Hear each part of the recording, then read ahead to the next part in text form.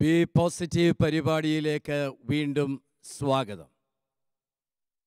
മനുഷ്യ ജീവിതത്തിലുണ്ടാകുന്ന ആഘാതങ്ങൾ അത് എപ്രകാരം നമ്മളെ ബാധിക്കുന്നു എന്നുള്ളതാണല്ലോ കഴിഞ്ഞ ആഴ്ചയിൽ നമ്മൾ ചർച്ച ചെയ്തത്. അതിൻ്റെ ഒരു തുടർച്ചയെന്ന വണ്ണം ഇന്നും ഈ ആഘാതങ്ങളെ എങ്ങനെ നമുക്ക് നേരിടാൻ സാധിക്കും, ഈ കാര്യങ്ങളെക്കുറിച്ച് ഇന്ന് കൂടുതൽ ചർച്ച ചെയ്യണമെന്നാണ് ആഗ്രഹിക്കുന്നത്. ഈ ചർച്ചയ്ക്ക് നേതൃത്വം നൽകുവാനായിട്ട് വന്നിരിക്കുന്ന ഏവരെയും വളരെ സന്തോഷത്തോടുകൂടെ സ്വാഗതം ചെയ്യുന്നു. മനുഷ്യ ജീവിതത്തിൽ നിലച്ചിരിക്കാത്ത നാഴികയിൽ ഉണ്ടാകുന്ന അതികഠിനമായ ചില അനുഭവങ്ങളാണല്ലോ ആഘാതമായിട്ട് മാറുന്നത്. ഇത് മനുഷ്യരുണ്ടാക്കുന്നതാകാം, പ്രകൃതി ദുരന്തങ്ങൾ മൂലമുണ്ടാകുന്നതാകാം. എന്തു തന്നെ ആയിരുന്നാലും മാനസികമായി നമ്മൾ ഒരുക്കമില്ലാത്തവരായതുകൊണ്ട് ഇത് നമ്മളെ പല രീതിയിൽ ബാധിക്കും. ശാരീരികമായിട്ട് നമ്മളെ രോഗികളാക്കി മാറ്റും. മാനസികമായ അസ്വസ്ഥതകൾ നമുക്കുണ്ടാകും. സാമൂഹിക ജീവിതത്തിൽ നിന്ന് നമ്മൾ ഒറ്റപ്പെടും. ഇത് നമ്മുടെ ആരോഗ്യത്തെ പൊതുവെ ബാധിക്കും, ബന്ധങ്ങളെ ബാധിക്കും. അതുകൊണ്ട് ഇങ്ങനെയുള്ള ആഘാതങ്ങൾ പല ആളുകളുടെയും ജീവിതത്തെ അതികഠിനമായി ബാധിച്ചിട്ടുള്ളത് കൊണ്ട് നോർമലായിട്ടുള്ള ജീവിതം പലർക്കും നഷ്ടപ്പെട്ടിട്ടുണ്ട്. അതുകൊണ്ട് ഇങ്ങനെയുള്ള സാഹചര്യങ്ങൾ വന്നാൽ എങ്ങനെ നമുക്കതിനെ നേരിടുവാനായിട്ട് സാധിക്കും എന്നുള്ളതാണ് ഇന്ന് നമ്മൾ കൂടുതലായിട്ട് ചർച്ചയിലൂടെ മനസ്സിലാക്കണമെന്ന് ആഗ്രഹിക്കുന്നത്. ഞാൻ ആദ്യമേ സൂചിപ്പിച്ചു, എന്ത് അനുഭവങ്ങൾ ഉണ്ടായാലും അതിനെ നേരിടുവാനുള്ളൊരു കഴിവ് ദൈവം നമുക്ക് തന്നിട്ടുണ്ട്. ആ കഴിവിനെക്കുറിച്ചുള്ള അവബോധം പലപ്പോഴും നമുക്ക് നഷ്ടപ്പെടുമ്പോഴാണ് ഇതെങ്ങനെ ഞാൻ കൈകാര്യം ചെയ്യുമെന്ന് പലപ്പോഴും നമ്മൾ ആലോചിക്കുന്നത്. എനിക്ക് ഇതിനെ നേരിടുവാൻ ദൈവം തന്നിട്ടുള്ള കഴിവ് നോർമലായിട്ടുള്ള രീതിയിൽ നമ്മൾ ഉപയോഗിക്കുകയാണെങ്കിൽ ഒരു പരിധി വരെയെങ്കിലും നമുക്കിതിനെ നേരിടുവാനായിട്ട് സാധിക്കും. എന്നാൽ ചിലപ്പോൾ ഇത് നമ്മുടെ മനസ്സിനെ വല്ലാതെ ബാധിച്ചൊരവസ്ഥയാണെങ്കിൽ ചിന്തിക്കാൻ പോലും നമുക്ക് സാധിക്കത്തില്ല. നമ്മുടെ ചിന്ത നമുക്ക് നോർമലായിട്ട് വരത്തില്ല. ഈ ഒരവസ്ഥയെക്കുറിച്ച് ഞാൻ ചിന്തിക്കുമ്പോൾ പഴയ അനുഭവം വീണ്ടും ആവർത്തിക്കപ്പെടുന്നതായിട്ട് എനിക്ക് തോന്നും. അതുകൊണ്ട് ഇതിൻ്റെ ഓർമ്മ, ഈ ട്രോമയുടെ ഓർമ്മ എൻ്റെ മനസ്സിലേക്ക് കൊണ്ടുവരാതിരിക്കാനായിട്ട് ഞാൻ ആഗ്രഹിക്കും. ഞാൻ ഓർക്കുന്നു, ഒരു പെൺകുട്ടി ഒരിക്കൽ ഇപ്രകാരം പറയുകയുണ്ടായി, മഞ്ഞ ഷർട്ടിട്ട ആണുങ്ങളെ കാണുമ്പോൾ എൻ്റെ മനസ്സിൽ വല്ലാത്തൊരാധിയാണ്. പിന്നെ എനിക്കങ്ങ് വെപ്രാളമാ, ഒന്നും ചെയ്യാനായിട്ട് എനിക്ക് ഒക്കത്തില്ല. ആധി എടുത്ത് ഞാൻ അങ്ങോട്ടും ഇങ്ങോട്ടും പിന്നെ കുറേ നടക്കും. എനിക്ക് പഠിക്കാനൊക്കത്തില്ല, എനിക്ക് ആരുമായിട്ട് സംസാരിക്കാനൊക്കത്തില്ല. വലിയ ബുദ്ധിമുട്ട് മഞ്ഞ ഷർട്ടിട്ട ആളിനെ കാണുമ്പോൾ. ഈ മഞ്ഞ നിറവും ഇവരുടെ ആധിയും തമ്മിൽ എന്താ ബന്ധം? ചുമന്ന ഷർട്ടിട്ട ആളിനെ കാണുമ്പോൾ ഇവർക്ക് കുഴപ്പമില്ല, നീല ഷർട്ടിട്ട ആളിനെ കണ്ടാലും കുഴപ്പമില്ല, മഞ്ഞ ഷർട്ടിട്ടവരെ കാണുമ്പോഴാണ് കുഴപ്പം. അപ്പോൾ അവളുമായിട്ട് കൂടുതൽ സംസാരിക്കുകയും കൂടുതൽ എക്സ്പ്ലോർ ചെയ്യുകയും ചെയ്തപ്പോൾ മനസ്സിലായത് ഇവക്ക് ലൈംഗികമായൊരു പീഡനം ഇവിടെ ചെറുപ്പകാലത്തുണ്ടായി. ഈ പീഡനം നടത്തിയത് അയാൾ മഞ്ഞ ഷർട്ടിട്ട ഒരു വ്യക്തിയായിരുന്നു. മഞ്ഞ ഷർട്ടിട്ട വ്യക്തി പീഡനം നടത്തിയപ്പോൾ ഈ മഞ്ഞ ഷർട്ടും ഈ പീഡനം നടത്തിയ ആളും തമ്മിൽ ഒരു വലിയ ബന്ധം. ഇത് ഇവിടെ മനസ്സ് കുറെ കഴിഞ്ഞപ്പോൾ ഏതു മഞ്ഞ ഷർട്ടിട്ട വ്യക്തിയെ കണ്ടാലും എന്നെ പീഡിപ്പിക്കുവാൻ വരിക എന്നുള്ള ചിന്തയാണ് ഇവിടെ മനസ്സിലുണ്ടാകുന്നത്.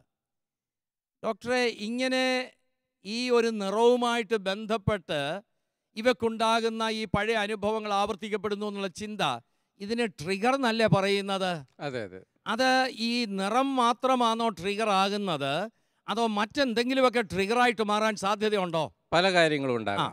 നമ്മൾ ഒറിജിനലായിട്ട് ഏത് സിറ്റുവേഷനിലാണോ ഈ പ്രശ്നം ഉണ്ടായത് അതിനോട് ബന്ധപ്പെട്ടല്ലതായിരിക്കാം. ഇപ്പോൾ ഒരു വാർ ഫീൽഡിൽ നിന്ന് വരുന്ന ഒരാൾക്ക് PTSD ഉണ്ടെങ്കിൽ അവർക്ക് വെടിവെച്ച കേട്ടാൽ മതി, അത് കതിന വെടിയായാലും പടക്കമായാലും ഇതേ അനുഭവം ഉണ്ടാകാം. അങ്ങനെയാണ് ഉണ്ടാകുന്നത്. അപ്പോൾ ഈ ട്രോമയുമായിട്ട് ബന്ധപ്പെട്ടിട്ടുള്ള ഏത് സാഹചര്യമായാലും അതൊരു ട്രിഗറായിട്ട് മാറാം. അത് സ്ഥലമാകാം, നിറമാകാം, വ്യക്തികളാകാം, ചില ഡേറ്റ് ആകാം, ചില ശബ്ദങ്ങളാകാം, ഈവൻ ചില ചിന്തകളാകാം. അപ്പോൾ ഈ ട്രിഗർ എന്ന് പറയുന്നത് ഈ അനുഭവം വീണ്ടും, പഴയ അനുഭവം വീണ്ടും നമ്മളിൽ ഉണ്ടാക്കുവാൻ തക്കവണ്ണം പ്രേരകമായി തീരുന്ന സംഗതിക്കാണ് ട്രിഗർ എന്ന് പറയുന്നത്. ഈ പെൺകുട്ടി മഞ്ഞ ഷർട്ടിട്ട ആൾ തന്നെ ഉപദ്രവിച്ചപ്പോൾ ഈ മഞ്ഞ ഷർട്ട് ഇവക്കൊരു ട്രിഗറായിട്ട് മാറി. അങ്ങനെ നമ്മൾ അറിയാതെ ചില സംഗതികൾ ട്രിഗറായിട്ട് വരും. നമുക്കൊരു ട്രോമ ഉണ്ടായ സ്ഥലത്തൂടെ പോകാൻ പിന്നെ നമ്മൾ ആഗ്രഹിക്കുകയില്ല. ആ സ്ഥലം കാണുമ്പോൾ പഴയ അനുഭവം വീണ്ടും മനസ്സിലേക്ക് വരുന്നതായിട്ട് തോന്നും. ആ ഒരു ദിവസം നമ്മുടെ ജീവിതത്തിൽ വരാനായിട്ട് നമ്മൾ ആഗ്രഹിക്കത്തില്ല. ഇപ്പോൾ 13-ാം തീയതി ആണെങ്കിൽ ആ മാസം 13-ാം തീയതി ആകുമ്പോൾ നമ്മുടെ മനസ്സിൽ വല്ലാത്തൊരു അസ്വസ്ഥത നമുക്ക് ഉണ്ടാകും. അപ്പോൾ ഡോക്ടർ പറഞ്ഞു പല കാര്യങ്ങൾ ഇങ്ങനെ ഒരു ട്രിഗറായിട്ട് മാറുവാനുള്ള സാധ്യതകളുണ്ട്. ഈ ട്രിഗർ കാണുമ്പോൾ ഇതുകൊണ്ടാണ് എനിക്ക് അസ്വസ്ഥത ഉണ്ടാകുന്നത് നമ്മൾ മനസ്സിലാക്കത്തില്ല. അതാണ് ഏറ്റവും വലിയ കുഴപ്പം. അപ്പോൾ ഇതുപോലെയുള്ള ട്രിഗറുകൾ ഈ പഴയ അനുഭവം റീലിവ് ചെയ്യുന്ന ഒരു അനുഭവമായിട്ട് വീണ്ടും ഇത് ആവർത്തിക്കപ്പെടുന്ന ഒരു ഭയത്തിൻ്റെ അനുഭവമായിട്ട് തീരാം. നമുക്ക് ഈ സംഭവങ്ങൾ റീലിവ് ചെയ്യുവാനായിട്ട് ആഗ്രഹമല്ല. അതുകൊണ്ട് ഈ ട്രിഗർ ഉണ്ടാകുന്ന സാഹചര്യങ്ങളെ സിസ്റ്ററെ അവോയ്ഡ് ചെയ്യുന്നത് നല്ലതാണോ, അങ്ങനെയുള്ള സാഹചര്യങ്ങൾ വേണ്ട എന്ന് വയ്ക്കുന്നതാണോ നല്ലത്, അതോ ആ സാഹചര്യങ്ങളെ അങ്ങ് നേരിടുന്നതാണോ നല്ലത്? ഇതിലേതാ? ഇങ്ങനെയുള്ള വ്യക്തികൾക്ക് പലപ്പോഴും കണ്ടുവരുന്നത് അവരുടെ ആ കോപ്പിങ് സ്കിൽസ്, സാഹചര്യങ്ങളുമായി അഡ്ജസ്റ്റ് ചെയ്ത് പോകാനുള്ള ആ കഴിവ് കുറവായിരിക്കും. അപ്പോൾ അങ്ങനെയുള്ള സാഹചര്യങ്ങൾ അവോയ്ഡ് ചെയ്യുക എന്നത് നല്ലൊരു വഴിയല്ല. കാരണം ജീവിതത്തിലെ ഏത് പ്രതിസന്ധികളെയും തരണം ചെയ്യാൻ ഓരോ വ്യക്തിയും സന്നദ്ധനാകേണ്ടതുണ്ട്. അപ്പോൾ അങ്ങനെ വരുമ്പോൾ ഇങ്ങനെയുള്ള വ്യക്തികളെ ആ സാഹചര്യങ്ങളെ നേരിടാൻ പ്രാപ്തരാക്കുകയാണ് ഇതിനുള്ള പോംവഴിയായിട്ട് വേണ്ടത്. അപ്പോൾ അതിനു വേണ്ടിയിട്ടുള്ള കൗൺസിലിംഗ് ഉണ്ട്, സൈക്കോ തെറാപ്പീസ് ഉണ്ട്, മെഡിസിനൽ വഴി ഇത് കുറേ അസ്വസ്ഥതകൾ പരിഹരിക്കാനായിട്ട് സാധിക്കും. ഇങ്ങനെയുള്ള മാർഗങ്ങളിലൂടെ വ്യക്തിയെ കടത്തിവിട്ടുകൊണ്ട് എന്തിനെ ഭയമുണ്ടോ അതിനെ നേരിടുന്നതിലൂടെയാണ് ഭയം മാറുന്നതെന്നാണ് സിസ്റ്റർ പറഞ്ഞത്. അത് ഞാൻ സമ്മതിക്കുന്നു. എന്നാൽ വല്ലാതെ ഭയപ്പെട്ടിരിക്കുന്ന അവസ്ഥയിൽ തൽക്കാലം എനിക്കൊരു ശമനം കിട്ടണമെന്ന് വരികിൽ ഞാൻ അതിനെ ഒന്ന് അവോയ്ഡ് ചെയ്തല്ല ഒക്കത്തുള്ളൂ, തൽക്കാലത്തെ കാണുന്നു വരികിലും. അങ്ങനെ ഒരു ഡിഫൻസ് മെക്കാനിസം യൂസ് ചെയ്യാനുള്ള സാധ്യത നമ്മുടെ മനസ്സിലുണ്ട്. പക്ഷേ ആ സാഹചര്യങ്ങളെ അവോയ്ഡ് ചെയ്യുക വഴി നമ്മളിൽ പൂർണ്ണമായൊരു വ്യക്തിത്വ വളർച്ച നടക്കുന്നില്ല. അത് ശരിയാണ്, വ്യക്തിത്വ വളർച്ച നടക്കുന്നില്ല. അതിനെ നേരിടുമ്പോഴാണ് നമുക്ക് വളർച്ച ഉണ്ടാകുന്നത്. എന്നാൽ തൽക്കാലത്തേക്കെങ്കിലും ഇങ്ങനെയുള്ള ഒരു ഡിഫൻസ് മെക്കാനിസം ഒരു പരിധി വരെ നമ്മളെ സഹായിക്കത്തില്ലേ? തീർച്ചയായിട്ടും സഹായിക്കുന്നുണ്ട്. പക്ഷേ അതിനെ അവിടെ കൊണ്ട് നിർത്തരുത്. സിസ്റ്റർ പറഞ്ഞ മനസ്സിലായി. ഇതുപോലെയുള്ള ചില ട്രിഗർ ഉണ്ടാകുന്ന സാഹചര്യങ്ങളെ ചിലപ്പോൾ നമുക്ക് അവോയ്ഡ് ചെയ്യേണ്ടതായിട്ട് വരാം, തൽക്കാലത്തേക്കാണെങ്കിലും. അത് അവോയ്ഡ് ചെയ്യുന്നത് കൊണ്ട് മാത്രം നമ്മൾ അവിടെ നിർത്തരുത്. വീണ്ടും ഇതിനെ ഫേസ് ചെയ്യത്തക്ക രീതിയിൽ നമ്മുടെ മനസ്സിനെ വളർത്തിക്കൊണ്ട് വരേണ്ട ഒരാവശ്യം ഉണ്ട് എന്നുള്ളതാണ് നമ്മൾ മനസ്സിലാക്കി. മുമ്പേ തന്നെ ഒരാൾ പറഞ്ഞു, ഒരു ക്യാൻസറിൻ്റെ അനുഭവം ഉണ്ടായപ്പോൾ ആദ്യം വലിയൊരു ആഘാതമായിരുന്നു, എന്നാൽ അതിനെ ഫേസ് ചെയ്യുവാനായിട്ട് എൻ്റെ മനസ്സ് പ്രിപ്പയർഡായി. അപ്പോൾ ഇങ്ങനെയുള്ള പ്രയാസം അനുഭവിക്കുന്ന മറ്റുള്ളവരെ സഹായിക്കാനായിട്ട് എൻ്റെ മനസ്സ് പ്രിപ്പയർഡായി എന്നുള്ളതാണ് ഇദ്ദേഹം പറഞ്ഞത്, അല്ലേ? അപ്പോൾ നമ്മൾ ഭയന്ന് മാറി നിന്നാൽ ഒക്കത്തില്ല, അതിനെ നേരിട്ടെങ്കിൽ മാത്രമേ ഒക്കത്തുള്ളൂ. ഇത് 15 വർഷം മുമ്പുണ്ടായ ഒരു അനുഭവമാണ്. ആ കുട്ടി നേഴ്സിങ്ങിന് പഠിച്ചുകൊണ്ടിരുന്നപ്പോൾ ഒരു ആക്സിഡൻറ്റ് കേസ്, ആൾ കാഷ്വാലിറ്റിയിലായിരുന്നു. ആക്സിഡൻറ്റ് കേസ് നേരിട്ട് കാണേണ്ട ഒരു ക്രിട്ടിക്കൽ കേസായിരുന്നു. അതിൽ നിന്നുണ്ടായ ആഘാതത്തിൽ ആ കുട്ടിക്ക് ഭയങ്കര ഡിപ്രഷനായി, കുറച്ച് സൈക്കിക് പോലെ. അത് പിന്നെ കുറേ നാൾ അവർ ഭവനത്തിൽ ട്രീറ്റ്മെൻറ്റ് നടത്തി. പക്ഷേ പിന്നെയുള്ള മക്കളുടെ വിവാഹവും നടക്കാണ്ട് വന്നപ്പോൾ ഈ കുട്ടീനെ ഒരു ഹൗസിലേക്ക് മാറ്റി. ഇപ്പോൾ 15 വർഷമായി പ്രാർത്ഥനയിലൂടെയാണ് കുറേയൊക്കെ വ്യത്യാസം ഉണ്ടെങ്കിലും ആളുടെ ഡിപ്രഷൻ ഇദ്ദേഹം പറഞ്ഞ വലിയൊരു സംഗതിയാണ്. ആളിനുണ്ടായ അനുഭവത്തെക്കാൾ ഉപരിയായിട്ട് ഈ ആളിനെ ആ ഭവനത്തിൽ വേണ്ട രീതിയിൽ ഉൾക്കൊള്ളാനായിട്ട് ഭവനത്തിലുള്ളവരെ കൊണ്ട് സാധിക്കുന്നില്ല. കാരണം മറ്റുള്ളവരെയും ഇത് ബാധിക്കുമെന്നുള്ള ഭയത്തിൽ നിന്ന് ഈ ആളിനെ സുരക്ഷിതമായൊരു സ്ഥലത്തേക്ക് മാറ്റി. അതാണോ പരിഹാര മാർഗം എന്നുള്ളതിനെക്കുറിച്ച് നമുക്ക് കൂടുതൽ ചിന്തിക്കാം. അത് ഈ ഒരു ഫാമിലി എങ്ങനെയാണ് ഇവരെ സപ്പോർട്ട് ചെയ്യേണ്ടതെന്നുള്ളതിനെ കുറിച്ച് ചിന്തിക്കുമ്പോൾ അതിനെക്കുറിച്ച് നമുക്ക് കൂടുതലായിട്ട് ചിന്തിക്കാം. ഓക്കെ, അത് തന്നെയല്ല, ഈ 15 വർഷമായിട്ട് ഞങ്ങളെല്ലാം 2 മാസം കൂടുമ്പോഴൊക്കെ ഞങ്ങൾ കാണുന്നൊരു ആ കുട്ടീനെ കാണാറുണ്ട്. ആ കുട്ടിക്ക് ശരിക്കും പറഞ്ഞാൽ എപ്പോഴും ആ ഒരു ഡിപ്രഷൻ, ആ മുഖത്ത് എപ്പോഴും ഒരു വിഷാദം നിൽക്കുന്നുണ്ട്. അതിനെ നമുക്ക് അതിൽ നിന്ന് പൂർണ്ണമായിട്ട് വെളിയിലേക്ക് വിടുതൽ വന്നിട്ടില്ല എന്നുള്ളതാണ് അത് മനസ്സിലായി. ഇദ്ദേഹം എന്തോ പറയാനായിട്ട് ശ്രമിക്കാനുള്ള പറഞ്ഞാട്ടെ. ഇതുപോലെ പോസ്റ്റ് ട്രോമാറ്റിക് സ്ട്രെസ് സിൻഡ്രോം ഉള്ള ആൾക്കാർക്ക് നമ്മൾ ഒക്യുപേഷണൽ തെറാപ്പി വഴി നല്ല മാറ്റങ്ങൾ നമുക്ക് തെറാപ്പിയിലേക്ക് വരാം. അന്നേരത്തെ അതിനെക്കുറിച്ച് നമുക്ക് കൂടുതലായിട്ട് പറയാം. ഇപ്പോൾ നമ്മൾ പൊതുവെ ഇതിനോടുള്ള നമ്മുടെ ഒരു അപ്രോച്ച് എങ്ങനെയാണ് എന്നുള്ളതിനെ കുറിച്ചാണ് ചിന്തിക്കുന്നത്. നമുക്ക് ഓക്യുപേഷണൽ തെറാപ്പിയുടെ ഭാഗം വരുന്നു, അതിനെക്കുറിച്ച് കൂടുതലായിട്ടൊന്ന് വിശദീകരിക്കണം. ഓക്കെ, അപ്പോൾ ഇവിടെ ഒരു ഡിപ്രഷൻ ഉണ്ടായി, അതിനെന്നാ ചെയ്യേണ്ടതെന്ന് ചോദിച്ചു. കുടുംബം ഈ ആളിനെ അവിടെ ഒന്ന് മാറ്റി പാർപ്പിച്ചു. അപ്പോൾ കുടുംബത്തിന് വല്ല ഉത്തരവാദിത്വം ഇതിനകത്തുണ്ടോ? അപ്പോൾ ഈ കാര്യങ്ങളെല്ലാം നമ്മുടെ ചിന്തയിൽ നമുക്ക് കൊണ്ടുവരേണ്ടതായിട്ട് ഉണ്ട്. ഒരു ട്രോമയിൽ ആയ ഒരു വ്യക്തിക്ക് അവരുടെ മനസ്സിലേക്ക് ഈ ഓർമ്മകളെ കൊണ്ടുവരാനായിട്ട് അവർ വീണ്ടും ആഗ്രഹിക്കുകയില്ല. സാധാരണ കൗൺസിലിങ്ങിൽ ഈ ഓർമ്മയിലേക്ക് അവരെ തിരിച്ചു കൊണ്ടുവരിക എന്നൊരു പ്രോസസ്സാണ് കൗൺസിലിങ്ങിൻ്റെ ഒരു തെറാപ്പി ആയിട്ട് എടുത്തിരിക്കുന്നത്. ഒരു സുരക്ഷിതമായ സാഹചര്യത്തിൽ വീണ്ടും ഇതിനെക്കുറിച്ച് ഓർക്കാനായിട്ട് അവരെ സഹായിക്കുക എന്നുള്ളതാണ്. ആ ഒരു കൗൺസിലിംഗ് പ്രോസസ്സിനെ കുറിച്ച് റജി അല്പമായിട്ടൊന്ന് പറയാവോ? ഈ ട്രോമയിലായിരിക്കുന്ന ആള് പഴയ കാര്യങ്ങൾ ഓർക്കാൻ സാധാരണ ആഗ്രഹിക്കത്തില്ല. അപ്പോൾ പിന്നീട് ഈ അവരുടെ ഓർമ്മയിലേക്ക് വീണ്ടും കൊണ്ടുവരുന്നു. അത്ര ശരിയായ കാര്യമാണോ? ഒന്ന് പറഞ്ഞാൽ. അവരതൊട്ടും അനുവദിക്കത്തില്ല. ഏത് രീതിയിലും അതിനെ തടയിടാനായിട്ട് അവർ നോക്കും. കാരണം ഇത് ഓർമ്മയിലേക്ക് വരുമ്പോൾ അവർക്കുണ്ടാകുന്ന ശാരീരിക മാനസിക വിഷമങ്ങൾ അത് അവർക്ക് തന്നെ അറിയാം. അതിൻ്റെ പഴയകാല എപ്പിസോഡ്സ് എല്ലാം അവരുടെ മനസ്സിൽ ഓർമ്മയുണ്ടല്ലോ. അതുകൊണ്ട് തന്നെ അവർ നമ്മുടെ അടുത്ത് വരുമ്പോൾ നമ്മൾ അവരുടെ കൂടെ ഉണ്ടെന്നും ഒരു കൗൺസിലറുടെ ഫുൾ സപ്പോർട്ട് അവർക്കുണ്ടെന്നും ഈ ഓർമ്മകൾ മനസ്സിൽ വന്നിട്ട് അതിനെ ബോധപൂർവം വെളിയിലേക്ക് കളഞ്ഞെങ്കിലേ ഒരു ശാശ്വതമായ പരിഹാരം കിട്ടുമെന്നൊരു ബോധം അവർക്കുണ്ടാകണം. അപ്പോൾ ഇതൊരു റിയാലിറ്റി ആയിട്ട് അംഗീകരിക്കാൻ പലപ്പോഴും അവർക്ക് താല്പര്യമില്ല, അതിന് കഴിയുന്നുമില്ല. അപ്പോൾ അച്ഛൻ കൗൺസിലറുടെ സാന്നിധ്യം ഇവർക്ക് ഈ ഓർമ്മകളിലൂടെ വീണ്ടും പോകുവാനുള്ളൊരു സുരക്ഷിതത്വം കൊടുക്കുമോ? തീർച്ചയായിട്ടും. കാരണം ആ ഒരു ട്രസ്റ്റ് ബിൽഡ് ചെയ്യാനായിട്ട് കഴിയണം. ഇപ്പം ആദ്യം നമ്മൾ പരിചയപ്പെടുമ്പോൾ തന്നെ ഇദ്ദേഹത്തെ വിശ്വസിക്കാൻ കൊള്ളും. നമുക്കറിയാം, ഇപ്പം കൗൺസിലറെ അവരാദ്യം കൗൺസിൽ ചെയ്യും, ടെസ്റ്റ് ചെയ്യും. ഇദ്ദേഹം കൊള്ളാമോ, ഇദ്ദേഹത്തോടെല്ലാം പറയാൻ പറ്റുമോ, പറഞ്ഞു കഴിഞ്ഞാൽ പ്രയോജനം ഉണ്ടാകുമോ, അതെല്ലാം അന്വേഷിച്ചിട്ടായിരിക്കുമല്ലോ അവർ വരുന്നത്. വന്ന് സംസാരിച്ച് തുടങ്ങുമ്പോഴേ നമ്മുടെ അപ്രോച്ചും അവരുടെ ഇടപാടുകളും എല്ലാം കൊണ്ടും നമുക്കുണ്ടാകുന്ന ഒരു ബന്ധം, ഒരു ആത്മബന്ധം, ഇതിനകത്തുനിന്ന് അവർക്ക് ഒരു കാര്യം ഉറപ്പാവും. പറഞ്ഞാൽ കൊള്ളാം, പറഞ്ഞാൽ ഒരു പക്ഷേ എനിക്ക് ഹെൽപ്പ് കിട്ടും, ഏതാണെങ്കിലും എനിക്ക് വെളിയിൽ വന്നേ പറ്റൂ, എൻ്റെ പ്രശ്നം പരിഹരിച്ചേ മതിയാകൂ, അതിന് ഈ മനുഷ്യൻ എന്നെ സഹായിക്കുമെങ്കിൽ അതാകട്ടെ എന്നൊരു ട്രസ്റ്റ് ബിൽഡ് ചെയ്ത് കഴിഞ്ഞാൽ ഇവർ ഓപ്പൺ അപ്പ് ചെയ്യും. അപ്പോൾ പഴയത് ഓർക്കുമ്പോൾ അവർക്ക് എന്ത് പ്രശ്നം ഉണ്ടായാലും നമ്മൾ അവിടെ ഉണ്ട്, സഹായിക്കാൻ ആളുണ്ട്. അതൊരു പ്രധാനപ്പെട്ട സംഗതിയാണ്. ഇത് ഓർക്കുമ്പോൾ വല്ലാത്തൊരു ഭയം ഇവരുടെ മനസ്സിലുണ്ടാകും. എന്നാൽ കൗൺസിലർ കൊടുക്കുന്ന ഒരു assurance, I am with you, ഞാൻ നിൻ്റെ കൂടെ ഉണ്ട്, ഈ ഒരു ഉറപ്പ് അവർക്ക് കുറച്ചുകൂടെ സുരക്ഷിതത്വം പകർന്നു കൊടുക്കും. അപ്പോൾ ഈ പഴയ ഓർമ്മകളൊക്കെ ഇവരുടെ മനസ്സിലേക്ക് കൊണ്ടുവരാനായിട്ട് സാധിക്കും. അങ്ങനെ ഈ ഓർമ്മകളെ പ്രോസസ്സ് ചെയ്ത് കഴിയുമ്പോൾ ഈ ഓർമ്മ പല ഓർമ്മകളുടെ കൂട്ടത്തിലെ ഓരോ ഓർമ്മയായിട്ട് അങ്ങ് മാറും. ഇതുവരെ ഇത് മാത്രം അവർ ഓർത്തുകൊണ്ടിരുന്നത്. പക്ഷേ ഇപ്പോൾ കൗൺസിലിംഗ് കഴിഞ്ഞപ്പോൾ അവർ പറയുന്നത് എന്താ? പല ഓർമ്മകളുടെ കൂട്ടത്തിൽ ഓർക്കാവുന്ന ഒരു ഓർമ്മയായതും ആ ഒരു അവസ്ഥയിലേക്ക് അവരെ കൗൺസിലിങ്ങിലൂടെ കൊണ്ടുവരാനായിട്ട് സാധിക്കുമെന്നാണ് പറഞ്ഞു. ഇവിടെ ഒരാൾ വളരെ പ്രധാനപ്പെട്ട ഒരു സംഗതി പറഞ്ഞു. കുടുംബത്തിൻ്റെ ഒരു സഹകരണം ഈ കാര്യത്തിൽ എന്തുമാത്രം ആവശ്യമാണെന്നുള്ളതിനെക്കുറിച്ച് നിങ്ങളുടെ ഫാമിലി ആയിട്ട് വന്നിരിക്കുന്നവർക്ക് അതിനെക്കുറിച്ച് നിങ്ങളുടെ അഭിപ്രായങ്ങളൊന്ന് പറയാവോ? ഒരു കുടുംബത്തിൻ്റെ ഒരു സഹകരണം ഈ കാര്യത്തിൽ എന്തുമാത്രം ആവശ്യമോ എന്ന് പറയാവോ? യെസ്. പ്രായമായിട്ടുള്ള പാരൻസിൽ ഒരു കപ്പിളിൽ ഒരാൾ മരിച്ചു പോയി കഴിഞ്ഞു കഴിഞ്ഞാൽ അവർക്ക് ചെറുപ്പക്കാരാണെങ്കിൽ അവർക്ക് മക്കളെ വളർത്തണം, അങ്ങനെയൊക്കെയുള്ള ഒരു ബോധ്യത്തിലൂടെ അവർ ആ ഒരു ആഘാതത്തെ നേരിടാം.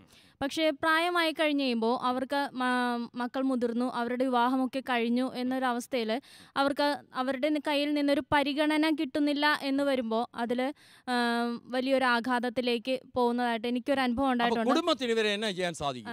ശരിക്കും നല്ലൊരു സപ്പോർട്ട് കൊടുത്തുകൊണ്ട് തന്നെ എല്ലാ പരിപാടികളിലും കുടുംബത്തിന്റെ ഒരു സപ്പോർട്ട് ഈ പറഞ്ഞ രീതിയിൽ ഇങ്ങനെയുള്ളതിന് ആവശ്യമായിട്ട് വരുമോ? തീർച്ചയായിട്ടും. എൻ്റെ വ്യക്തിപരമായ ഒരു അനുഭവം പറയാം. വിദേശത്തായിരുന്നപ്പോൾ സാമാന്യം നല്ലൊരു ജോലി ചെയ്തുകൊണ്ടിരിക്കുകയായിരുന്നു ഞാൻ. അപ്പോഴെനിക്ക് അപ്രതീക്ഷിതമായിട്ട് ഹാർട്ട് അറ്റാക്ക് ഉണ്ടായി. ജോലി വിട്ടിട്ട് നാട്ടിൽ പോകുന്നതാണ് നല്ലതെന്ന് ഡോക്ടേഴ്സ് അഭിപ്രായപ്പെട്ടപ്പോൾ ഞാൻ ആ നല്ല ജോലിയൊക്കെ രാജിവെച്ച് നാട്ടിൽ വന്ന് ഇനി എന്ത് ചെയ്യും എന്ന് ആലോചിച്ചിരുന്നു. സത്യത്തിൽ ഇന്ന് ഞാനൊരു തെറാപ്പി സെൻ്റർ തുടങ്ങാൻ കാരണം എൻ്റെ ഭാര്യയാണ്. അവരെന്നെ ആ സമയത്ത് തക്കതായ രീതിയിൽ സപ്പോർട്ട് ചെയ്തു. എൻ്റെ ട്രോമയിൽ എൻ്റെ കുടുംബത്തിൽ നിന്ന് തന്നെ കിട്ടിയ ഒരു സപ്പോർട്ടാണ് എന്നെ ഇതിനായിട്ട് പ്രചോദിപ്പിച്ചത്. അപ്പൊ ഫാമിലി സപ്പോർട്ട് വളരെ ആവശ്യമാണ്. കുടുംബത്തിൽ ഏതെങ്കിലും ട്രോമയുടെ വിക്ടിമായിട്ട് ആരെങ്കിലും ഉണ്ടെങ്കിൽ കുടുംബത്തിൽ നിന്ന് അവരെ മാറ്റി നിർത്തുകയല്ല, ആ കുടുംബം അവർക്ക് ഫുൾ സപ്പോർട്ട് കൊടുക്കണം. അവരുടെ ഹീലിങ്ങിന്, സൗഖ്യത്തിന് ഈ കുടുംബത്തിൻ്റെ സപ്പോർട്ട് വളരെ ആവശ്യമാണ് എന്നാണ് നമ്മൾ മനസ്സിലാക്കുന്നത്. ഈ ഒരു ട്രോമയിലായിരിക്കുന്ന ആളിന് ഏതെങ്കിലും രീതിയിലുള്ള ഒരു ഓക്യുപ്പേഷണൽ തെറാപ്പി സഹായകരമായി തീരുമെന്ന് തോന്നുന്നുണ്ടോ? ഒരു ഓക്യുപ്പേഷണൽ തെറാപ്പിസ്റ്റ് എന്നുള്ള നിലയിൽ ഇദ്ദേഹത്തിൻ്റെ അഭിപ്രായം എന്ന് പറഞ്ഞാട്ടെ. തീർച്ചയായും സഹായമായി തീരും. ഈ പോസ്റ്റ് ട്രോമാറ്റിക് ഉള്ള പേഷ്യൻസിന് നമ്മൾ മെയിനായിട്ട് അവരുടെ ഫസ്റ്റ് സ്റ്റെപ്പ് എന്ന് പറഞ്ഞാൽ അവരുടെ കോൺഫിഡൻസ് ഡെവലപ്പ് ചെയ്ത് കൊടുക്കണം. അവർക്ക് റീഗെയിൻ ചെയ്ത് അവരുടെ സ്കിൽസിനെയൊക്കെ നമ്മൾ റീഗെയിൻ ചെയ്ത് കൊടുക്കും. സിമ്പിൾ പ്രോബ്ലം ആണെങ്കിൽ സിമ്പിൾ ഡേ ടു ഡേ ആക്ടിവിറ്റീസിന് അവർ തീർച്ചയായും ഒരു പിന്നോക്കം കൊണ്ടുവരുന്നതായിട്ട് ധൈര്യം കാണത്തില്ല. അപ്പോൾ അവരുടെ ഡേ ടു ഡേ ലിവിങ് ലൈഫിൽ റുട്ടീൻസിലൊക്കെ നമ്മൾ ഫോക്കസ് ചെയ്ത് അവരുടെ എല്ലാ കാര്യങ്ങളും നേർവഴി നയിക്കാനായിട്ട് നമ്മൾ അങ്ങനെയുള്ള ഓക്യുപ്പേഷണൽ തെറാപ്പി വല്ലതും ഉണ്ടോ?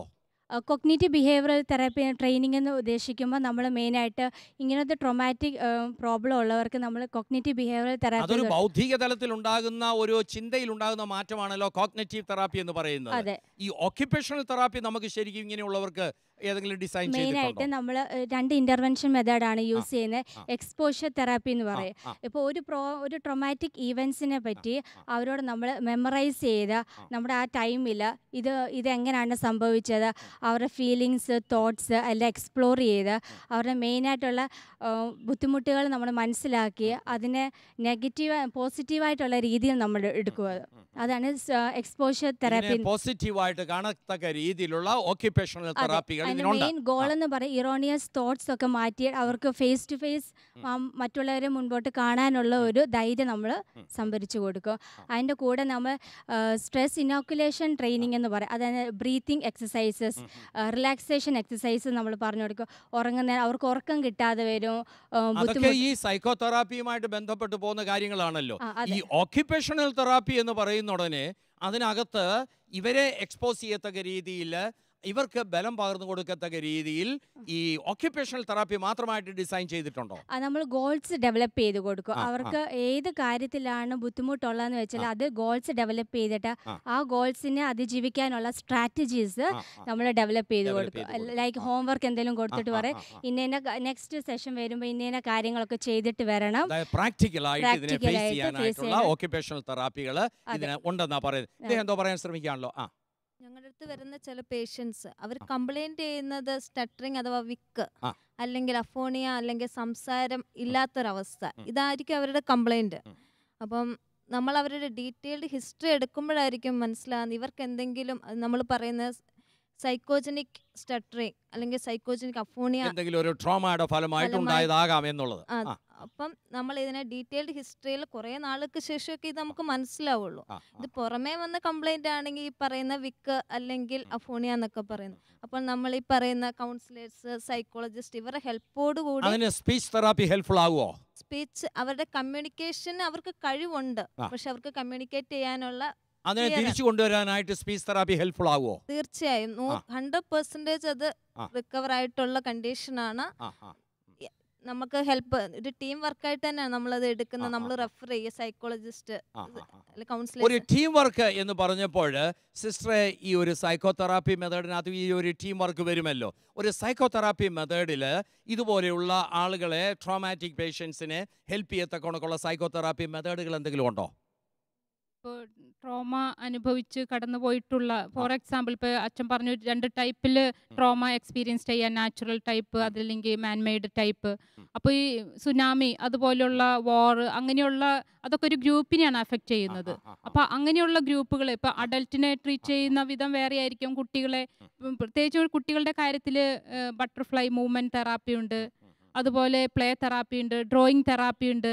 അഡൽട്ടിൻ്റെ സെക്ഷൻ വരുമ്പോൾ EMDR, eye witness desensitisation, movement desensitisation programme, dialectic therapy, ഇങ്ങനെയുള്ള തെറാപ്പികൾ യൂസ് ചെയ്തുകൊണ്ട് ഇവരുടെ മാനസികമായിട്ടുള്ള ഗ്രൂപ്പ് തെറാപ്പി ഇതിന് എന്തുമാത്രം ഹെൽപ്ഫുൾ ആകും? ഗ്രൂപ്പായിട്ട് ഇങ്ങനെയുള്ള സർവൈവേഴ്സിനെ ഒരുമിച്ച് കൂട്ടിയുള്ള ഗ്രൂപ്പ് തെറാപ്പി ഇതിന് സഹായകരമാണ്. ഈ പറഞ്ഞ പല തെറാപ്പികളും ഗ്രൂപ്പായിട്ട് ചെയ്യുന്നതാണ്. ഈ ബട്ടർഫ്ലൈ തെറാപ്പി അല്ലെങ്കിൽ ഡ്രോയിങ് തെറാപ്പി, അത് personal individual or group based നമുക്ക് ചെയ്യാൻ പറ്റും. ഗ്രൂപ്പായിട്ട് വരുമ്പോൾ ഉള്ള കാര്യം എന്താണെന്ന് വെച്ചാൽ പലരും അവരുടെ അനുഭവങ്ങൾ ഷെയർ ചെയ്യുക വഴി കുറേയേറെ വെന്റിലേഷൻ അവിടെ നടക്കുന്നുണ്ട്.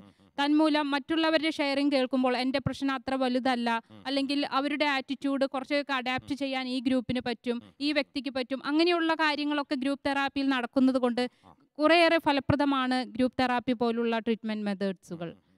അപ്പോൾ ഗ്രൂപ്പ് തെറാപ്പി എന്ന് പറയുന്നത് ഇതിന് സഹായകരമായ ഒരു മെത്തേഡാണെന്ന്. ഡോക്ടറെ, ഈ ഒരു അവസ്ഥയിൽ എത്തിയവർക്ക് ഏതെങ്കിലും രീതിയിലുള്ള മെഡിക്കൽ ഹെൽപ്പ് സഹായകരമാകുമോ? അതായത് മെഡിസിനൽ മെഡിസിൻ ഉപയോഗിക്കുന്ന ഒരു സാഹചര്യം ഇതിനകത്ത് വരാമോ? അത് ഏതെങ്കിലും രീതിയിൽ സഹായകരമായി തീരുമോ? ഇതുവരെ പറഞ്ഞ എല്ലാ മെത്തേഡ്സും, അതായത് സൈക്കോതെറാപ്പി, കൗൺസിലിങ്, ഓക്യുപേഷൻ തെറാപ്പി, എല്ലാമാണ് അതിൻ്റെ ബേസിക് ട്രീറ്റ്മെൻറ്റ്. പക്ഷേ മൈൽഡ് കേസസിനെല്ലാം ഇത് വളരെ ഫലപ്രദമാണ്. പക്ഷേ സിവിയർ കേസുകളിൽ ഇതിന് അപ്രോച്ച് ചെയ്യാൻ ബുദ്ധിമുട്ട് കാണും. ഇപ്പോൾ വളരെ ആങ്സൈറ്റി ഉള്ള ഒരാളെ ഈ തെറാപ്പിക്ക് വിധേയനാക്കാൻ പറ്റുന്നില്ല, റെസ്പോണ്ട് ചെയ്തില്ല. അല്ലെങ്കിൽ വളരെ സിവിയർ ഡിപ്രഷൻ ഉള്ള ഒരാൾക്ക് ഇതിനോട്ട് റെസ്പോണ്ട് ചെയ്യില്ല, അതിന് പറ്റുന്നില്ല. അങ്ങനെയുള്ള സ്റ്റേജസിൽ ചെറിയ തോതിലുള്ള മെഡിസിൻസ് കൊടുക്കുക. ആങ്സൈറ്റി വളരെയുള്ള അല്ലെങ്കിൽ പാനിക് അറ്റാക്ക് ഉള്ള ആൾക്ക് ആൻറ്റി ആങ്സൈറ്റി മെഡിസിൻസ് കൊടുക്കുക. ഡിപ്രഷൻ ഉള്ള ആൾക്കാണെങ്കിൽ ആൻറ്റി ഡിപ്രസൻറ്റ് കൊടുക്കുക. ഇതാണെങ്കിൽ ഈ തെറാപ്പികളെല്ലാം ഫലപ്രദമായിട്ട് ചെയ്യാൻ പറ്റും. അപ്പോൾ ഒരു കമ്പൈൻഡ് ട്രീറ്റ്മെൻറ്റാണ് സാധാരണ സിവിയർ കേസസിന് വേണ്ടത്. വളരെ മൈൽഡ് കേസസിന് ഇത് മറ്റേ ഗ്രൂപ്പ് തെറാപ്പിയോ അല്ലെങ്കിൽ സൈക്കോതെറാപ്പി ഇത് മാത്രം മതിയായിരിക്കും. മെഡിസിൻ കൊടുക്കുന്ന അല്പം സിവിയർ ആയിട്ടുള്ള ഗ്രൂപ്പുകൾക്കാണ് കൊടുക്കേണ്ടത്. സാധാരണഗതിയിൽ ഇത് വളരെ അധികമായിട്ട് നമ്മളെ ബാധിച്ചിട്ടില്ലെങ്കിൽ counselling, psychotherapy, occupational therapy, speech therapy, family support, ഇതൊക്കെ ഒരു പരിധിവരെ അവരെ സഹായിക്കുമെന്നാണ് പറഞ്ഞത്. എന്നാൽ ഇപ്പോൾ ഡോക്ടർ പറയുന്നത് സിവിയറായ രീതിയിൽ ഇത് നമ്മളെ ബാധിച്ചിട്ടുണ്ടെന്ന് വരികിൽ ഈ മറ്റ് തെറാപ്പികളോട് റെസ്പോണ്ട് ചെയ്യാൻ ഇവർക്ക് സാധിക്കത്തില്ല. അങ്ങനെയുള്ളൊരു സാഹചര്യത്തിൽ അവർക്ക് ഫാർമക്കോളജിക്കൽ ഇൻ്റർവെൻഷൻ ആവശ്യമാണ്, അവർക്ക് മരുന്ന് ആവശ്യമാണ്. ഈ മരുന്ന് കഴിച്ചിട്ട് ഒരു നോർമൽ ലെവലിൽ വരുമ്പോൾ മറ്റ് തെറാപ്പികളോട് റെസ്പോണ്ട് ചെയ്യാനായിട്ട് ഇവർക്ക് സാധിക്കും എന്നാണ് പറഞ്ഞത്. ഒരു ട്രോമ ഉണ്ടായാൽ അതിനെ നേരിടുവാൻ തക്കവണ്ണം counselling, psychotherapy, occupational therapy, speech therapy, medical intervention, ഇങ്ങനെയുള്ളതൊക്കെ എങ്ങനെ സഹായകരമായി തീരുമെന്നുള്ളതാണ് നമ്മൾ കണ്ടത്. ഇത് ഞാൻ ആദ്യമേ ഒരു കാര്യം സൂചിപ്പിച്ചു, നമ്മളിൽ ദൈവം ഒരു പ്രത്യേക കഴിവ് നമുക്ക് തന്നിട്ടുണ്ട്, നമ്മുടെ പ്രശ്നങ്ങളെ നേരിടാനുള്ള ഒരു കഴിവ്. ആത്മീയമായ ജീവിതത്തിൽ ദൈവവുമായിട്ടുള്ള ബന്ധത്തിൽ ഈ പ്രശ്നങ്ങളെ നേരിടുവാൻ തക്കവണ്ണം അങ്ങനെയുള്ളൊരു വിശ്വാസം ഏതെങ്കിലും രീതിയിൽ സഹായകരമായി തീരും എന്ന് നിങ്ങൾക്ക് തോന്നുന്നുണ്ടോ? നിങ്ങളുടെ അനുഭവത്തിൽ അങ്ങനെ എന്തെങ്കിലും ഉണ്ടോ? യെസ്, പറഞ്ഞാട്ടെ. ഞാൻ 9th സ്റ്റാൻഡേർഡ് പഠിക്കുന്ന സമയത്ത് എക്സോസിസ്റ്റ് എന്ന് പറഞ്ഞൊരു സിനിമ കണ്ടു. ആ സിനിമ കണ്ടു കഴിഞ്ഞപ്പോൾ എന്നെ മാനസികമായിട്ട് കുറേ അലട്ടി. കാരണം ആ സിനിമ ശരിക്കും ഒരു ബാധ ഒരു പെണ്ണിൽ പിടിപെട്ടുന്ന ഒരു അവസ്ഥയാണ്. പക്ഷെ സിനിമ അവസാനിച്ചപ്പോൾ ബേസ്ഡ് ഓൺ ട്രൂ എവൻസ് എന്ന് പറഞ്ഞൊരു വാക്ക് ഞാൻ കണ്ടു. പക്ഷെ അത് കണ്ടപ്പോൾ എനിക്ക് ശരിക്കും പേടിയായി. അത് കഴിഞ്ഞപ്പോൾ എനിക്ക് ഒറ്റയ്ക്ക് കിടക്കാൻ പേടിയായിരുന്നു. കാരണം ഈ വികൃത രൂപ എൻ്റെ മുഖത്തേക്ക് എപ്പോഴും വന്നുകൊണ്ടിരുന്നു. പക്ഷെ എൻ്റെ അമ്മയോട് ഞാൻ ഇത് പറഞ്ഞപ്പോൾ അമ്മ ആത്മീയമായിട്ടുള്ള കുറേ ഉണർവ് എനിക്ക് നൽകി. 91 സങ്കീർത്തനം അന്ന് ഞാൻ മനസ്സിരുത്തി വായിച്ചു കഴിഞ്ഞപ്പോൾ എനിക്ക് സത്യത്തിൽ ആ മുഖം എൻ്റെ മനസ്സിൽ നിന്ന് അങ്ങ് പോയി. യേശുവിൻ്റെ മുഖം മാത്രം എൻ്റെ മനസ്സിലാകുന്നു. അപ്പോൾ ആത്മീയമായ ഒരു പ്രചോദനം എന്നെ ബലമുള്ളവനാക്കി എൻ്റെ ഈ ഒരു സാഹചര്യത്തെ ഫേസ് ചെയ്യാൻ തക്കവണ്ണം. ഇത് പ്രയോജനപ്രദമാണെന്ന് നിങ്ങൾക്ക് തോന്നുന്നുണ്ടോ? നിങ്ങളുടെ അഭിപ്രായം ഒന്ന് കേൾക്കട്ടെ. നിങ്ങളുടെയൊക്കെ അനുഭവത്തിൽ നിന്നോ അഭിപ്രായത്തിൽ നിന്നോ ഈ ആത്മീയമായിട്ടുള്ള ഒരു ബലവും ഒരു വിശ്വാസവും ഇതുപോലെയുള്ള ട്രോമകളെ ഫേസ് ചെയ്യാനായിട്ട് നമുക്ക് ഹെൽപ്ഫുൾ ആയി തീരുമോ? ഒന്ന് പറഞ്ഞാട്ടെ. യെസ്. എൻ്റെ ഒരു സുഹൃത്തിൻ്റെ സുഹൃത്ത് ആ കുട്ടി വെറുതെ ഒരു രസത്തിന് വേണ്ടിയിട്ട് ഒരു ദിവസം ഓജോ ബോർഡ് കളിക്കാം എന്നിങ്ങനെ പറഞ്ഞു. അപ്പോൾ അവർ കുറേ ഫ്രണ്ട്സ് കൂടിയിട്ട് ഓജോ ബോർഡ് കളിച്ചു. അപ്പോൾ കളിച്ചതിന് ശേഷം എങ്ങനെയോ ഈ കോയിൻ അനങ്ങി, എങ്ങനെയാണെന്നും അറിയത്തില്ല, ഇവർ ഒറ്റയ്ക്ക് പോയിട്ടാണ് ചെയ്തത്. അപ്പോൾ കോയിൻ അനങ്ങി കഴിഞ്ഞ് കഴിഞ്ഞപ്പം ഭൂതമുണ്ട്, പ്രേതമുണ്ട്, ആ ഒരു സിറ്റുവേഷനിൽ ഏകദേശം ഒരു 5ാം ക്ലാസ്സിൽ പഠിക്കുന്ന ഒരു കുട്ടിയായിരുന്നു. അപ്പോൾ ഈ കുട്ടി അത് വിശ്വസിച്ചു. വിശ്വസിച്ച് കഴിഞ്ഞ് കഴിഞ്ഞിട്ട് പിന്നെ ഈ സ്കൂളിൽ നിന്ന് തിരിച്ച് വീട്ടിലേക്ക് വരുന്ന വഴിയിലൊക്കെ ഈ കുട്ടി ഇതിനെക്കുറിച്ച് ചിന്തിച്ചുകൊണ്ടിരിക്കുകയാണ്. ഉണ്ടായിരിക്കും, എൻ്റെ കൂടെ ചിലപ്പം അത് പോയിട്ടുണ്ടായിരിക്കില്ല, ഗോസ്റ്റ് പോയിട്ടുണ്ടായിരിക്കില്ല, എൻ്റെ കൂടെ ഉണ്ടായിരിക്കും എന്ന് ഈ കുട്ടി കണ്ടിന്യൂസ് ആയിട്ട് ചിന്തിച്ചുകൊണ്ടിരിക്കുകയാണ്. പിന്നീട് വീട്ടിൽ ചെന്നപ്പോഴായാലും കുറച്ച് ദിവസത്തേക്ക് കുട്ടി വേഗം തന്നെ വാതിലടച്ചു, കയറി കിടന്നു, വിളിച്ചിട്ട് ഉണരുന്നില്ല, ആ ഒരവസ്ഥ. അപ്പോൾ പെട്ടെന്ന് തന്നെ ഇവർക്ക് പേരൻസിന് ഭയങ്കരമായിട്ട് എന്താ പറയുക, ഭയങ്കരമായിട്ട് വിഷമമായി. എന്താണ് കുട്ടി ഇങ്ങനെ ബിഹേവ് ചെയ്യുന്നതെന്നുള്ളൊരു രീതി വന്നു. പിന്നീട് ഇങ്ങനെ തുടർന്നുകൊണ്ടിരുന്നപ്പോൾ അവൾ ഭയങ്കരമായിട്ട് വീക്കായി പോയി. സ്റ്റഡീസിലായാലും ബാക്കി ഫുഡ് കഴിക്കുന്നില്ല, ഉറക്കമില്ല, ഭയങ്കര ടെൻഷൻ, സ്ട്രെസ്സ്, അങ്ങനെയെല്ലാം വന്നു. അപ്പോൾ ഈ കുട്ടീനെ പിന്നെ സൈക്കോളജിസ്റ്റിൻ്റെ അടുത്ത് കൊണ്ടുപോയി ചെല്ലുകയാണ്. സൈക്കോളജിസ്റ്റിൻ്റെ അടുത്ത് കൊണ്ടുപോയി ചെല്ലുമ്പോൾ ഇങ്ങനെ ഇതാണ് സംഭവം എന്ന് കുട്ടി വിശദീകരിച്ച് കൊടുക്കുന്നു. അവിടെ നിന്ന് കുറച്ചൊരു റിലീഫ് കിട്ടിയെങ്കിലും പിന്നീട് ഇവർ ഒരു സുവിശേഷ യോഗത്തിൽ അവർ പങ്കെടുക്കുകയും ദൈവമുണ്ട് എന്ന് കൂടുതലായിട്ട് അവൾ അങ്ങനെയൊരു സംഭവമില്ല, അതായത് ഗോസ്റ്റ് ഇല്ല എന്നും തിരിച്ച് ദൈവത്തിലേക്ക് കൂടുതൽ ഇറങ്ങി ചെന്ന് കഴിഞ്ഞപ്പോൾ ആ കുട്ടിക്ക് ഒരു പരിധിവരെ മനസ്സിലാക്കാൻ സാധിച്ചു താൻ വിശ്വസിച്ചത് ഒരു നിരീശ്വരവാദമായിരുന്നു, അങ്ങനെ ഒന്നില്ല ഭൂമിയിൽ, മറിച്ച് ദൈവത്തിലേക്ക് കൂടുതൽ അടുക്കുമ്പോൾ നമുക്ക് അങ്ങനെ ഒരു ചിന്താഗതി തന്നെ മാറ്റി വെക്കാൻ സാധിക്കുമെന്ന് ആ കുട്ടിക്ക് മനസ്സിലാക്കാൻ സാധിച്ചു. തുടർന്ന് ആ കുട്ടി ഒരു റിലീഫ് നേടിയതായിട്ടാണ് കാണാൻ സാധിച്ചത്. ചില വിശ്വാസങ്ങൾ ഇതിനെപ്രകാരം സഹായകരമായി തീരും എന്നുള്ളതിനെ കുറിച്ചാണ് പറഞ്ഞത്. ഇപ്പൊ പല രീതിയിലുള്ള തെറാപ്പികളെ കുറിച്ചാണ് നമ്മൾ കേട്ടത്. ഇത് മെഡിസിൻ കൊണ്ട്, സൈക്കോതെറാപ്പി കൊണ്ട്, ഓക്യുപേഷണൽ തെറാപ്പി കൊണ്ട്, കൗൺസിലിംഗ് കൊണ്ട്, ഇപ്പോൾ നമ്മൾ കേട്ടുന്ന ഒരു സ്പിരിച്വൽ തെറാപ്പി. ഇവിടെ നമ്മൾ മനസ്സിലാക്കേണ്ട ഒരു സംഗതി, ഇതിൽ ഏതെങ്കിലും ഒരു പെർട്ടിക്കുലർ തെറാപ്പി, ഒരു പ്രത്യേക തെറാപ്പി എടുത്ത് അപ്ലൈ ചെയ്യുക എന്നുള്ളതിനേക്കാൾ ഉപരിയായിട്ട് ഒരു ഹോളിസ്റ്റിക് അപ്രോച്ച്, ഇത് എല്ലാം കൂടെ ആവശ്യമായ രീതിയിൽ ഉപയോഗിക്കുന്ന ഒരു അപ്രോച്ചാണ് ഇതിന് കൂടുതൽ സഹായകരമായിട്ടുള്ളത്. ദൈവവിശ്വാസം ഒരു വലിയ പരിധി വരെ ഇതിനെ നേരിടുവാനായിട്ട് നമ്മളെ സഹായിക്കുന്നതാണ്. ചില കേസിൽ മരുന്ന് നമുക്ക് വേണ്ടി വരും, ചിലപ്പോൾ സൈക്കോതെറാപ്പി വേണ്ടി വരും, ചിലപ്പോൾ ഓക്യുപേഷണൽ തെറാപ്പി വേണ്ടി വരും, ചിലപ്പോൾ കൗൺസിലിംഗ് വേണ്ടി വരും. അപ്പോൾ ഇതെല്ലാം ദൈവവിശ്വാസവുമായുള്ളൊരു ബന്ധത്തിൽ നിന്നുകൊണ്ട് നമ്മൾ ചെയ്യുകയാണെന്ന് വരികിൽ തീർച്ചയായിട്ടും ഈ ഒരു ആഘാതത്തിൽ നിന്ന് നമുക്ക് വിടുതൽ ലഭിക്കാനുള്ള എല്ലാ സാധ്യതകളുമുണ്ട്. നമ്മുടെ ജീവിതത്തിൽ ഏതെങ്കിലും രീതിയിലുള്ള ആഘാതങ്ങളിൽ അകപ്പെട്ട് വിഷമിക്കുന്ന ആരെങ്കിലും ഉണ്ടെന്ന് വരികിൽ അവർക്ക് ഇനിയും പ്രത്യാശയ്ക്ക് വഴിയുണ്ട്. ഇതിൽ നിന്ന് അവർക്ക് വെളിയിൽ വരുവാനായിട്ട് സാധിക്കും. അതിന് തക്ക രീതിയിലുള്ള ഒരു അപ്രോച്ച് നമ്മൾ എടുക്കുകയാണെങ്കിൽ അവർക്ക് വീണ്ടും നോർമലായിട്ടുള്ളൊരു ജീവിതം നയിപ്പാനായിട്ട് സാധിക്കും. ഈ എപ്പിസോഡ് ഇവിടെ അവസാനിക്കുന്നു. ഇതിൽ ചർച്ച ചെയ്ത കാര്യങ്ങൾ നിങ്ങൾക്ക് പലർക്കും പ്രയോജനപ്രദമായി തീർന്നു എന്ന് ഞങ്ങൾ വിശ്വസിക്കുന്നു. ഇതിനെക്കുറിച്ചുള്ള നിങ്ങളുടെ അഭിപ്രായങ്ങൾ അറിയുവാൻ ഞങ്ങൾ ആഗ്രഹിക്കുന്നു. നിങ്ങളുടെ അഭിപ്രായങ്ങൾ എഴുതി അറിയിക്കേണ്ടുന്ന വിലാസം: the producer, B positive, Shalom TV, Peruvannamuzhi, Kozhikode.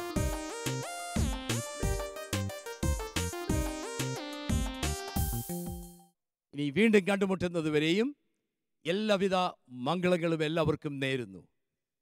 Be positive.